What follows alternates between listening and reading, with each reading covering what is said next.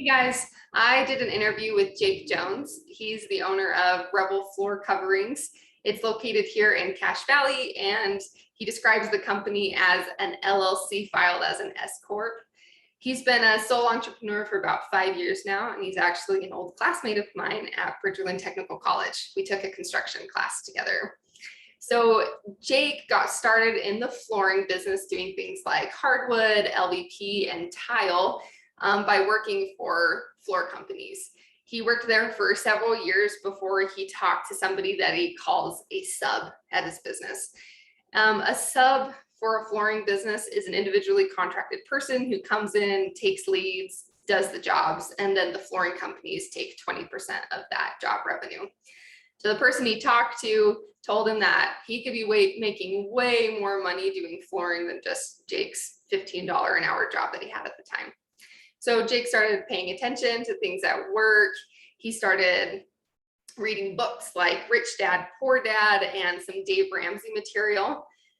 When he finally started getting enough motivation to start his own business, he talked to his boss about it, and his boss naturally was a little resistant to the idea. He didn't want him as competition. So instead, Jake went to the Cache County area. He proved his experience as 2 years as a flooring man, and he took a 25-hour course to get his subcontractor's license.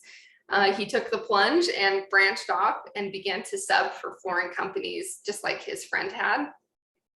Selling's never been one of Jake's strong points. He really struggles with advertising. So he really appreciates the business that these flooring companies give him because they generate those leads, and he can still make quite a bit of profit, even though they're taking about 20%. He originally started off about 90% of the leads coming from these companies and 10% coming from his own advertising. And now he's about 50-50. One of the keys to success that Jake told me for his business is that he started really small and he made sure not to overcomplicate his business. He emphasized over and over again the importance of bootstrapping his resources in the very beginning by using what he could from the flooring companies and relying on them as much as he could for the actual wood and some of the tools even. His first investment plunge was when he bought his first flooring van. That was the first time he ever took out a loan for something. And ever since then, he's been able to accumulate tools just from job to job when the money is coming in. At one point, Jake started trying to sell raw flooring, and it nearly destroyed his business because of how long it took, how complicated it was, and how little profit he was actually making on it. This goes back to the key to success of not overcomplicating your business. So once he got rid of that idea, he started doing the real work of flooring again, what he was skilled at, and he started making a decent profit. One struggle Jake has had is staying motivated and being on top of growing his business.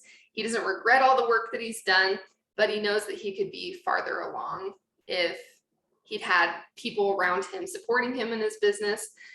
He said that sometimes he feels like he's just owning his old flooring job rather than owning a company.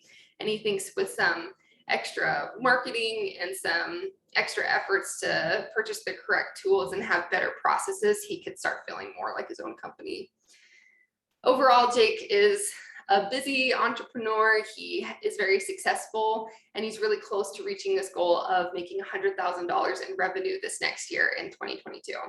I'd consider him a very successful entrepreneur, and it was really fun interviewing him.